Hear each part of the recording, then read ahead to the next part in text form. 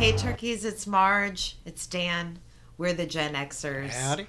Please hit like and subscribe. And thank you to those of you who tuned in last Thursday for our big show.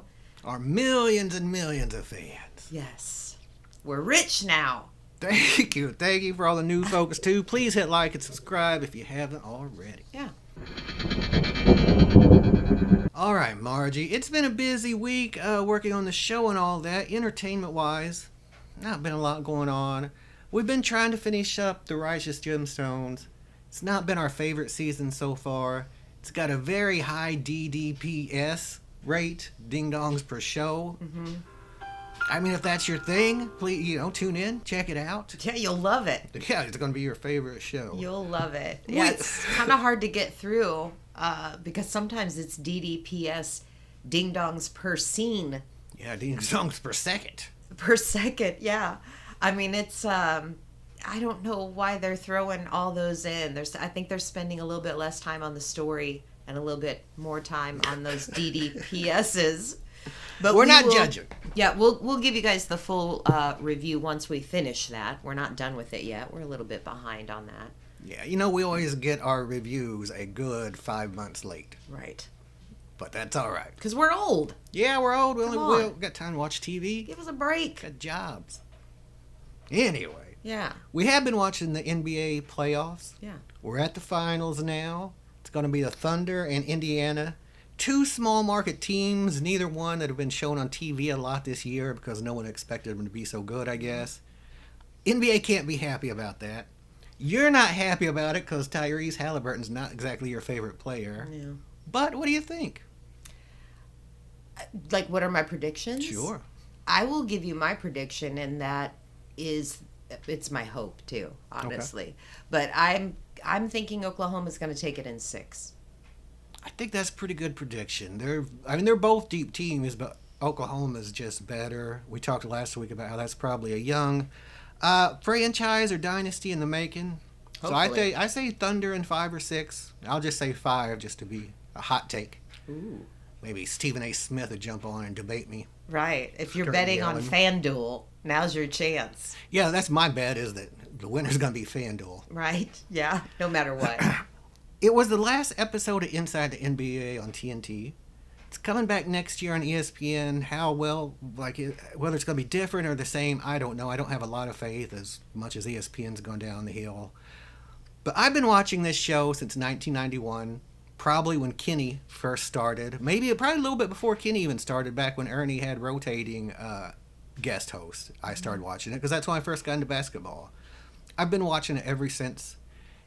I'm not the only person to say this. It's the best sports show on television. It has been for years. Nobody has the chemistry of these dudes. It's going to be sad when it's gone for good. A lot of times, it's the best part of the NBA season is inside the NBA.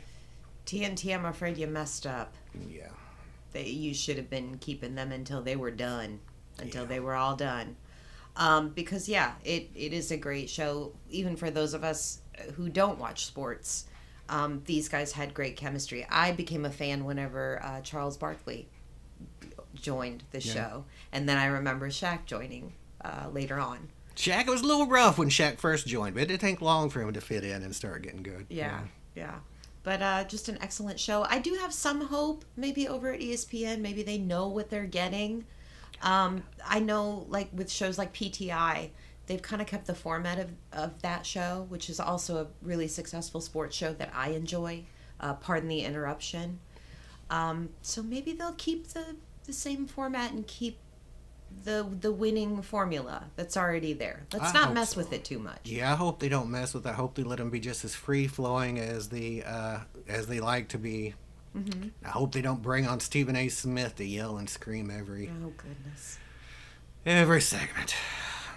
Anyway, last week, there's another professional transition for you. We promised a deep dive into the GATE program. Mm-hmm. The only conspiracy that Gen Xers and Millennials need to know. So we've done some research. We put together a little package for you, and we're going to go ahead and show it. We do want to emphasize we're not, I mean, this is not Unsolved Mysteries or the Y-Files or anything like that. You know, we cover everything of interest to Gen Xers and beyond. Basically, we just talk about whatever we want to that sounds fun. And this sounded interesting to us, so here we go. Here we go. You're in elementary school. The chalkboard squeaks, kids shuffle in their seats, and the smell of rubber soles on polished linoleum hangs in the air. Suddenly you're called out of class. No explanation, just a quiet hallway, a folding chair in an empty room, headphones placed over your ears, a puzzle, a strange tone in one ear and then the other ear.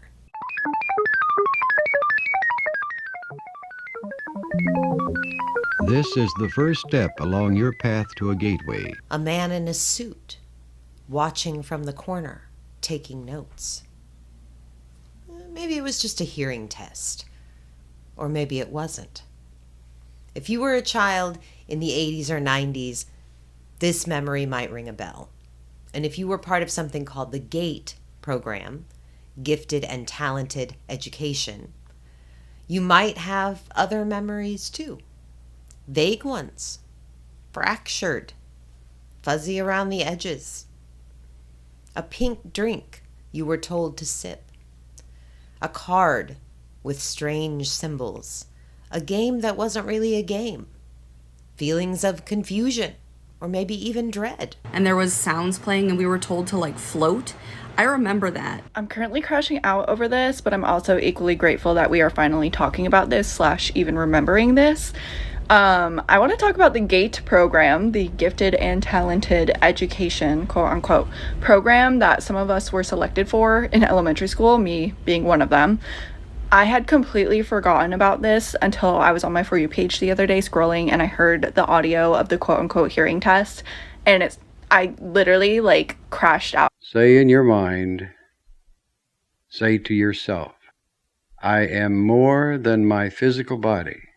Lately, a wave of people online, mostly Gen Xers and Millennials, are remembering these moments, and they're asking the same unsettling question.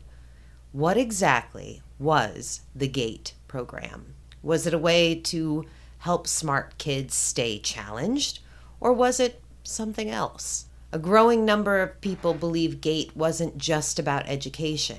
They believe it was part of a covert government experiment, one designed to identify and recruit children with psychic potential. This is the GATE conspiracy, and if it sounds far-fetched, just wait. At the heart of this theory is a simple, spine-chilling idea that gifted programs in public schools were a front, a mask, for a hidden agenda orchestrated by government agencies, perhaps even the CIA, to test, monitor, and possibly use children with unexplained mental abilities.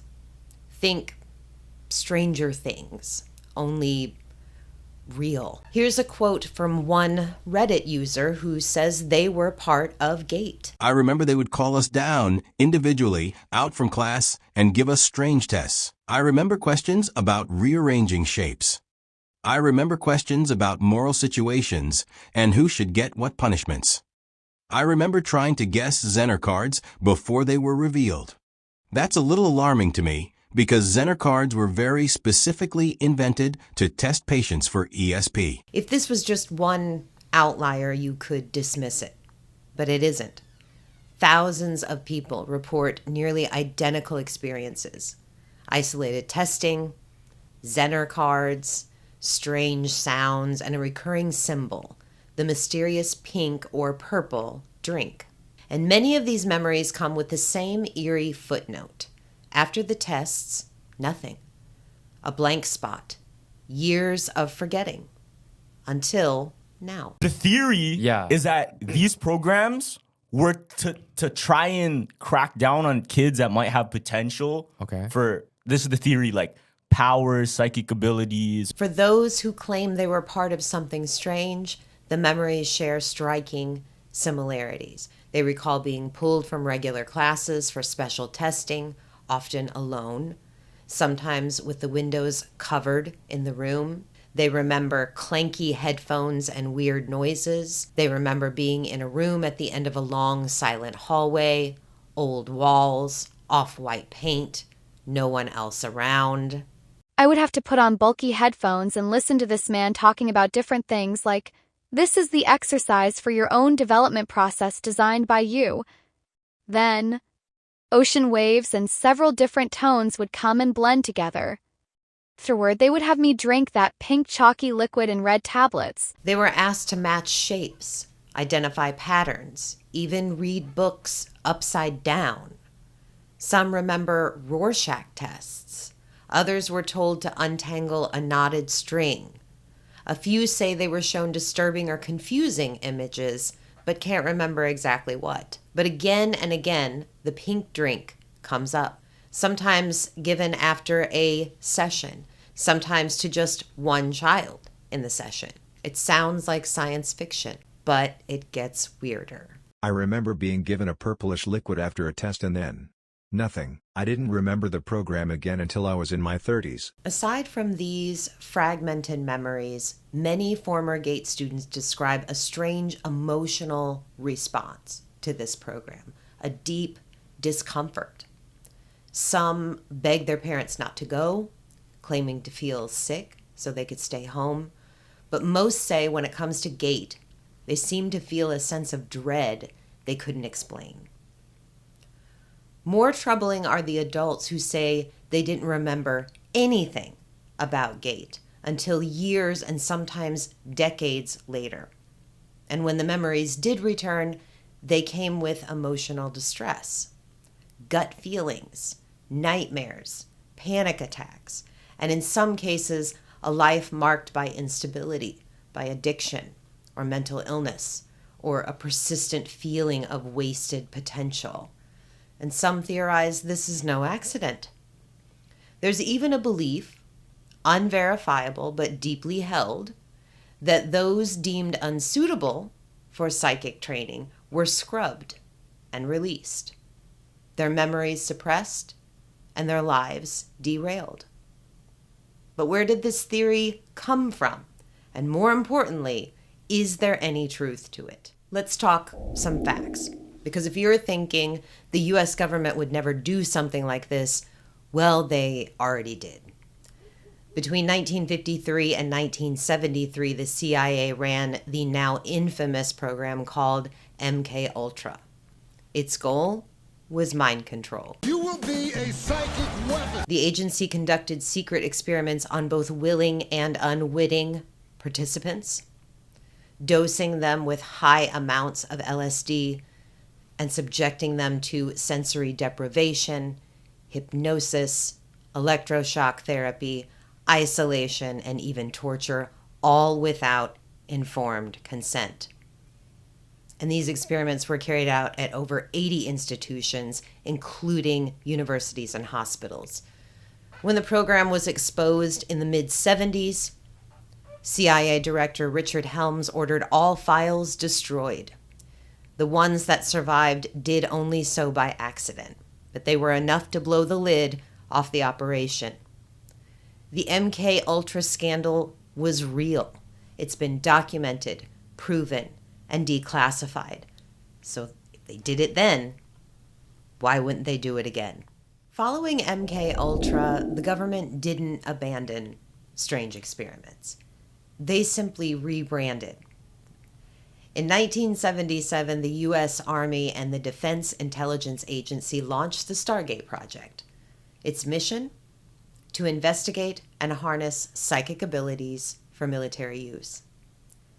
They focused on remote viewing, which is the alleged ability to see distant places, people, or objects without physically being there, or basically psychic spying. Why? Because intelligence suggested that the Soviet Union was also investing heavily in psychotronic research. Once again, the U.S. needed to keep up. The Stargate Project ran until 1995, and again, This is not speculation. This is declassified. You can read the documents yourself.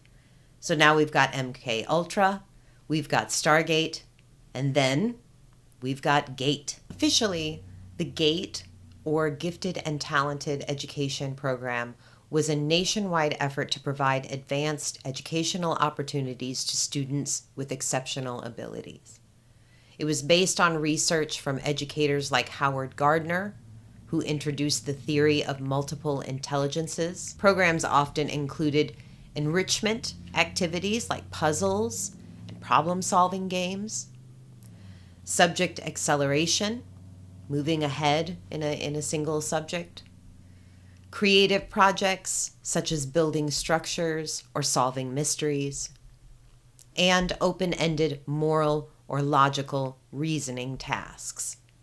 Some kids learned about mythology, chemistry, or ancient cultures. Others built egg parachutes or designed cities. For most, it was a safe place to be smart without being mocked, and a place where you wouldn't be made fun of for finishing the worksheet early. But some kids remember it differently. Here's where things get complicated, because gifted kids often face unique emotional challenges, such as anxiety, social isolation, and perfectionism. Their intellectual maturity often outpaces their emotional development, so they feel different, misunderstood. Like these intense, confusing childhood experiences could be misremembered or reinterpreted through the lens of a viral TikTok video. Some psychologists suggest that the GATE conspiracy is a form of illusory pattern perception, the human tendency to find meaning in randomness. A few scattered memories plus a shared feeling of weirdness becomes a story, a compelling one. And once one person posts about their strange GATE memories, others start to recall their own, and the snowball begins. Still, there's one final twist, one more element that refuses to sit comfortably in either the harmless or the hoax category, and that is the gateway experience. This was developed by Robert Monroe of the Monroe Institute, and they were the gateway tapes, which were a system of audio-guided meditations using binaural beats to synchronize the brain's hemispheres. The goal was to induce altered states, lucid dreaming, astral projection, remote viewing, and yes, the CIA investigated it. You can actually read the 29-page report online. We'll put a link in the description. It was written by Lieutenant Colonel Wayne McDonald, who conducted the study and who also entered as a skeptic and left as a believer. Many people recall having to listen to the gateway tapes as part of the GATE program. So what's actually true? Let's recap. MK Ultra, 100% real. The Stargate project, real. The Gateway experience, real. The GATE programs, real, but were they just education? That's the part we don't know. There's no public evidence connecting GATE to CIA psychic research. But for many people, the memories and the feelings are real. Too real to ignore. If this was simply mass suggestion or collective misremembering, it's one of the most specific, consistent, and emotionally charged examples we've ever seen. And if it's not, well, then we were part of something we were never meant to remember, obviously. Dan and I are going to share our personal memories at the end of this video, and we want to hear from you guys too. Drop a comment below. Tell us what you remember, if you remember anything. Tell us if you were part of GATE and you have different memories, or anything that kind of sounds like that in the 80s and 90s. We will try to read your stories on the next podcast. And if enough of you come forward, we will do a follow-up show. And we would love for you guys to come back and see us. Please hit like and subscribe. All right. Nice work, Margie, on that deep dive into the GATE program. I came across that on YouTube, and I thought, wait a minute, that all sounds a little bit familiar with my speech class and this and that I had. Here's the stuff I remember. Pulled out of first grade for a weird test. My teacher seemed awful nervous about it. I got taken to a little trailer, whatever, at the side of the school for some reason. And they had these tests where you put the little blocks together as fast as you can, which I guess seems normal. I had to untie some kind of ball of strings or whatever, I remember. What is weirder is I do remember those Zenner cards, which they used to test for psychic abilities, which it could have been a matching game, could have been anything. Whatever. I remember all of that. Then I remember being put into speech therapy from first grade to fourth grade. Trouble with R's or whatever. I cannot remember anything about speech therapy, really, after that, even though I can remember a lot about those years. Except kind of the last day, and I do remember having those big old earphones, and that lady trying to get me to say my R's or whatever, but I mostly remember the earphones, these weird frequencies. I remember being given a drink by the school nurse. It was a purple drink. I think she said it was fluoride, but you're not supposed to drink that much fluoride. I don't know. Now, does this mean I was part of a covert government experience? I would say probably not. These are probably normal memories from a weird school that did weird stuff to kids. I mean, we're a small rural school. I was the only one who was part of this thing. No one else was in this weird speech thing with me. No one else was given this test. I don't know. I listened to those Gateway tapes, and those also did bring back a memory. Now relax a moment as you listen to the sound of ocean surf, the sound of natural power. And oddly enough, around this time, our school librarian, when I was in first or second grade, gave me a book on lucid dreaming and astral projection. Little inside. Did you get help to cheat on your test? On your psychic test? Look, I don't know. I know that the more I talk about this, the more it sounds like I'm a believer, but I'm a skeptic about everything. Well, during this time, though, I told you this when we probably first got married. I was a very imaginative kid. I would get lost in my imagination or not. I would go in these imagination, whatever, thinking about dragons or whatnot, so deeply that every teacher from first to fourth or fifth grade, I can remember coming out of this fugue state or whatever, and them going, Dan, just trying to talk to me, right? As far as I know, I was astral projecting. Now I thought maybe I just had a good imagination and was bored. But do you remember floating above any of your classrooms? Let's see. I remember floating above Russia, looking for looking for the contact. But I do remember that drink, and I do remember those weird tapes, man. So it is strange. Well, I remember what was very strange about my memories was that I had memories that were similar. Similarly, with a speech class, I do remember my speech class. I had to go to speech. I had a lisp. I still have a slight lisp, but I had to go to speech for a couple years in elementary school. And I clearly remember the little tongue paddle, and you had to hold your mouth in certain ways and doing the speech exercises with her. But then I also remember other days when I would be in there and I would not be doing speech. I would be wearing big old headphones. I would be, I'm familiar with those Zenner cards because we used to do stuff with the Zenner cards where I can't remember if I had to guess what was on them or match them or whatever. I just remember, dealing with them, like interacting with them in that room. That room was always dim. When they talk about a dim room, I don't know if that was a speech class thing, if my speech teacher, who was a lady, can't remember her name, but maybe she thought that was soothing, The room I was in was small and windowless. I do remember that. Ours it had lights, and you could turn on the lights, and it had some windows, but the curtains were always pulled and the lights were always off. so it was very dim. What else? That when you talked about listening to the tapes and that bringing back memories. Mm-hmm. So when you first started talking about the Gateway program, I remembered the Zenner cards. Mm-hmm.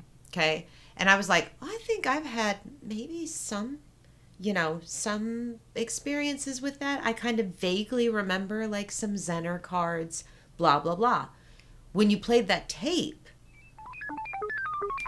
the memory was literally right there. It wasn't a memory that formed as I was listening to this tape and maybe came about and was maybe suggested by this or that or whatever. I mean, like when the tapes came on, I was back in that speech room.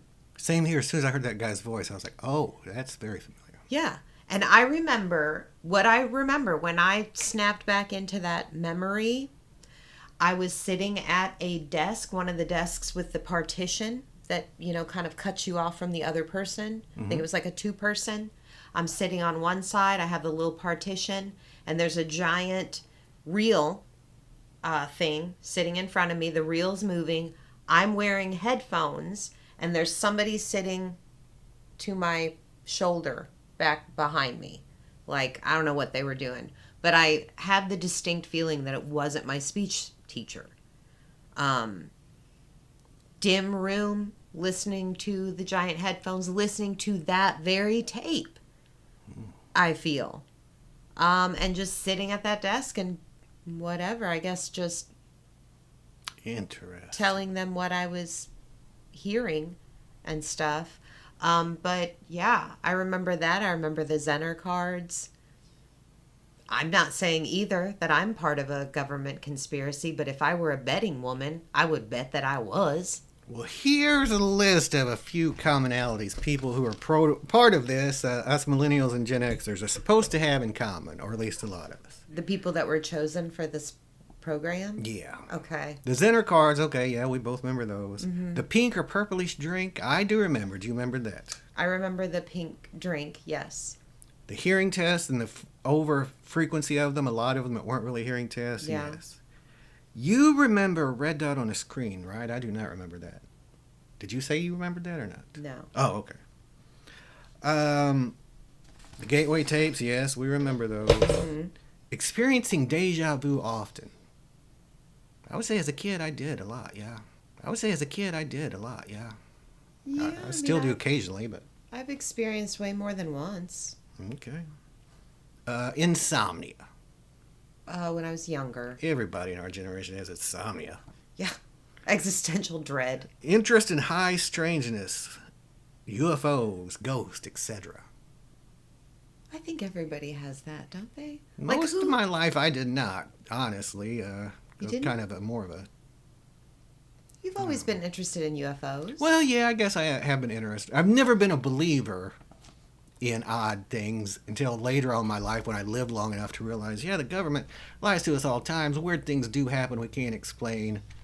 I don't know. Does it say believer or does it say interest in? Yeah. Interest. Migraines. Yeah. I had a lot of them when I was younger. I don't anymore. Yeah. High IQ. Well, what can I say? Of course. Come on. Early speech therapy. I wanted to point out that one because the people who would have went through this in the early 80s like us often say it was some kind of weird speech therapy class and not the GATE program, which later is what it turned into. Yeah. You ever seen UFO? I don't know. If I have, it's been unbeknownst to me. I have a memory of me and my brother and grandma going outside and pointing at a UFO flying pretty close to the ground, not too high up there. One of those kind that has it looks like a triangle, 3 dots of a triangle or whatever you see online. I'm almost positive that was a dream. I remember it, not an actual UFO abduction. So let's... Why do you say that? Do you say that because you actually think it's a dream? No one ever mentioned it and we never talked about it again. I don't know. So you are saying it just as maybe that wasn't true? Like, in your heart of hearts, thinking about it now, did it seem like a dream? Or did it seem real? I mean, it seemed real, but you know how memories work. The human memory is incredibly faulty. incredibly What are you and talking about? incredible, faultily, and suggestible. My memory is a steel trap. Okay. All right. Well, metronomes. Do you remember anything to do with a metronome? Yes. I do too, but I can't remember exactly what. But I remember being alone in a room when the lady starting the metronome. Yeah. That was part of that dim room kind of exercise stuff that you'd sit. I remember sitting in a chair, like a little plastic chair, and looking at the metronome. Yeah, I can't remember why though, but I do too. Weird. Rorschach test. Yeah, but I was a weird kid. They might have really just been seeing if I was mentally ill. I don't remember Rorschach tests. Okay. Those SRA cards, like those weird kind of speed reading cards, did they try to get you to speed read? I'd have to see that doesn't sound familiar to me. Those do to me, and when I saw the picture online, they looked familiar. They gave me this test under the guise of what they told my mom was my handwriting was so bad they wanted to see if I needed to be in what we called back then LD.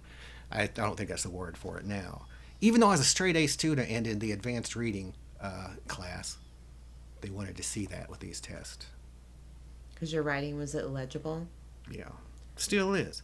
How did they know that you were so good? Maybe they were just giving you A's because they were like, he seems smart. Could be. It seems like he's writing what he seems so intent when he's writing. My handwriting was so bad they just passed it and give me an A. Right. So you didn't know. Nobody knew. Playing a lot of heads up, or they call it 7-up. You put your head down on the table, put your thumbs up. Yeah. I remember my teacher specifically telling me how good I was at that. Asking me if I was cheating. How about you? Were you good at it? Was she bitter because she was bad at it? She was a very bitter woman, yeah. Was she a bad 7-Up player? All right. Weird, lucid, or very detailed dreams. I have those. I've always had those. Yeah.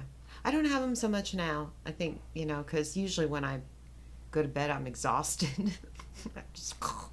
But, when I was young, a lot of lucid, clear dreams.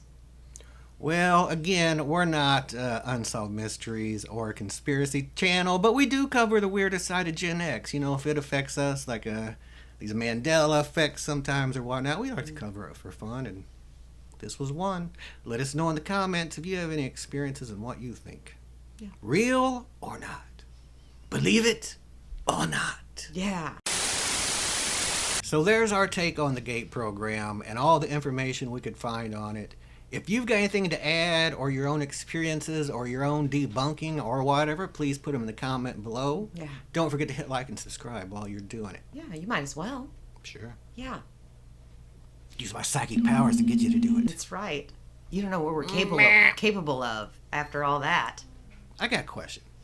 How come that guy on the X-Men always has to do this to use his psychic powers? Because he didn't go through the Gateway program. He doesn't know how to do it without it.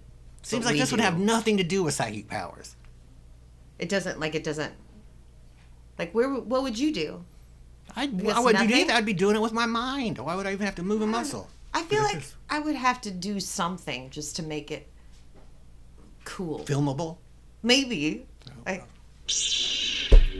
That was awful. I hope that's not my move. All right. Well, that was really heavy topic. So let's cleanse the palate.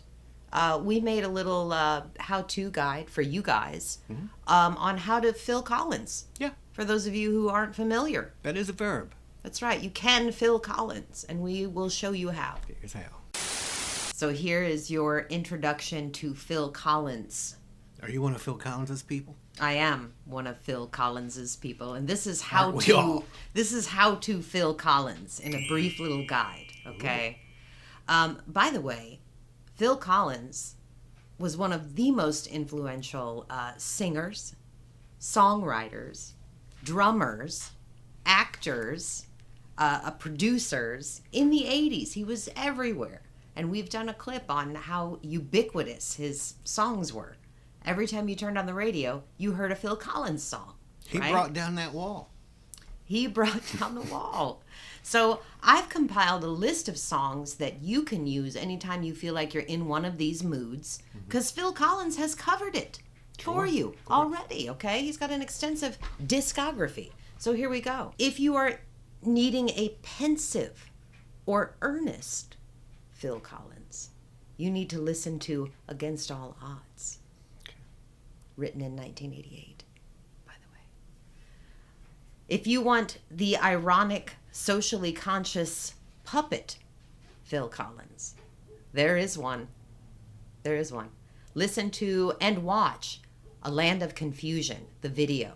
If you want That's a great video. The 1980s in a nutshell, you need to watch A Land of Confusion. It was a groundbreaking music video by Phil Collins. I'm not going to give you any other things on it. Just go watch it. Maybe you want the Disney Phil Collins. Maybe you want a Disney Phil Collins. You'll want to listen to You'll Be in My Heart. He wrote that for Tarzan. Maybe you want the Remember Me, I'm the Cool Dad Phil Collins. Sure. Okay? You'll want to listen to 1988's Groovy Kind of Love. All right. Go listen to that right away. Maybe you're worried about some things and you need Phil Collins to be concerned for your safety. In that case, you'll want to listen to Don't Lose My Number. Baby, don't you lose my number. Okay. Maybe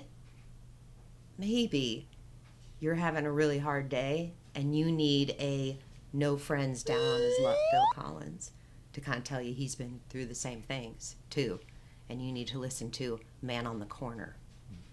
Okay, that was featured in a Cobra Kai episode, by the way. Great Cobra Kai episode. This is your favorite, Phil Collins. Yeah. The Angry. There's a couple of songs with the angry Phil Collins, but when he's the angriest, you're listening to In the Air Tonight. Okay, be careful when you listen That's to that when song. it's his most murderous and psychotic. Yeah. We've covered that. Yeah, be careful on that song. And if you want the quintessential Gen Xer Phil Collins, you'll want to listen to I Don't Care Anymore. No more. And that's been your guide to how to Phil Collins. Watched a guy drown. What's the what? He watched a guy drown. He did. I did. All right, Margie, thank you for that informative video. I feel like I learned a lot. Yes. Yes, you did. Thank you to everybody who joined us, everybody who's talked in the comments, everyone who's subscribed. We'll be back next week. We're going to talk about health insurance. Is it a scam? Spoiler alert. It's a scam. It is. We're also going to talk about a lot of other stuff. If there's anything in particular you'd like to talk to us about, or like us to talk to you about, put it in the comments. Mm-hmm. We're here to talk about whatever you want. If anything, we're a public service. That's right. Kind of like electricity and water. That's right. We're the Gen Xers. Bye, turkeys. Bye, guys.